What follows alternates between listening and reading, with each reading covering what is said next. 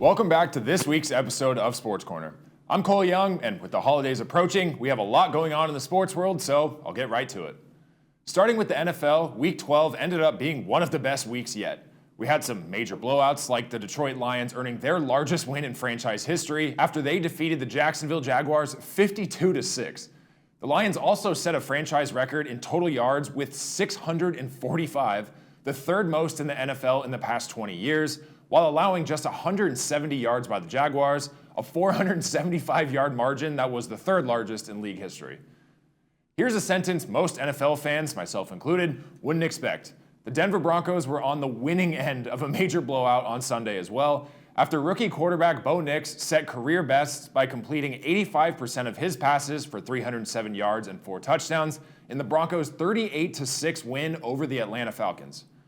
Other than those two blowouts, there were some incredibly narrow victories.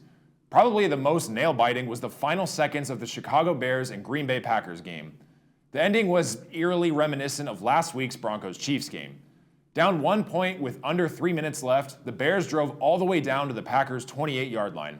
With 3 seconds left, Chicago kicker Cairo Santos just had to hit the chip shot field goal to end the Bears' losing streak against Green Bay. But it was blocked. The Packers miraculously held on to win 20-19. The Steelers, Colts, and Seahawks all also held on to very close last-second wins. The Vikings are back in form after winning their third straight game. The Chargers survived a comeback effort by the Bengals to bring their record to 7-3. And the biggest story of the week, the Kansas City Chiefs have picked up their first loss of the season. With 2 minutes and 17 seconds left in the game, the Bills held on to just a 2-point lead over the Chiefs, and it looked like another prime opportunity for Patrick Mahomes to lead the Chiefs on yet another game-winning drive. But Buffalo quarterback Josh Allen scrambled for a 26-yard touchdown on 4th down to put the Bills up by 9 and seal the win for Buffalo. We're inching towards the end of the regular season, and playoff spots will start to become won and lost in the coming weeks. One team that's a prime example of where you don't want your team to be is the New York Jets. Jets owner Woody Johnson fired general manager Joe Douglas after 5+ seasons, just 6 weeks after Johnson also fired head coach Robert Saleh after a 2-3 start, setting the stage for an offseason reboot that will likely affect quarterback Aaron Rodgers. The Jets entered this season with Super Bowl aspirations, but after falling to 3-8 this week, it seems the team is in complete turmoil, and the rumor is that Rodgers will not return to New York next season. I expect the Jets to look a whole lot different this time next year. Anyways, on the bright side, I managed another 4-0 week with my picks, bringing me to 28-8 on the season.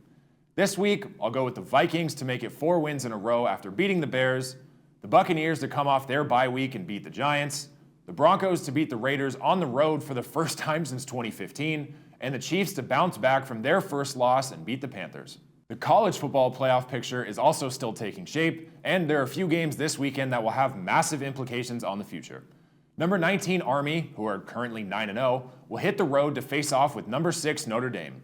This game will be played at the famous Yankee Stadium in New York and can be seen at 4 p.m. on NBC tomorrow. Fresh off their first loss of the season, number 14 BYU will look to get back into the playoff spot when they travel to Tempe, Arizona to play number 21 ASU at 12:30 p.m. on ESPN. But the game of the week will kick off the weekend at 9 a.m. on Fox when number 5 Indiana continues their historic season with a visit to Ohio State University to square off with the number 2 Buckeyes. All of these games and so many more will make this weekend one to remember in the college football world, so don't miss out on any of it.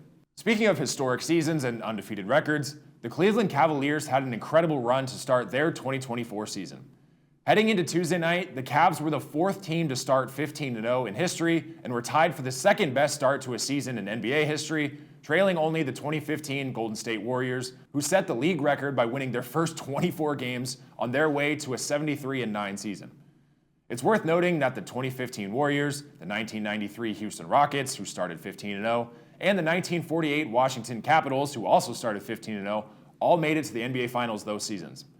That streak came to an end for Cleveland on Tuesday, though, as the reigning champion Boston Celtics handed Cleveland their first loss of the season. Celtics' Jason Tatum scored 33 points and added 12 rebounds to lead the Boston Celtics to a 120-117 victory over the Cavaliers. This game was also part of the group play for the 2024 NBA Cup tournament, and the Celtics and Cavaliers are now tied for second place in East Group C, each with a 1-1 record.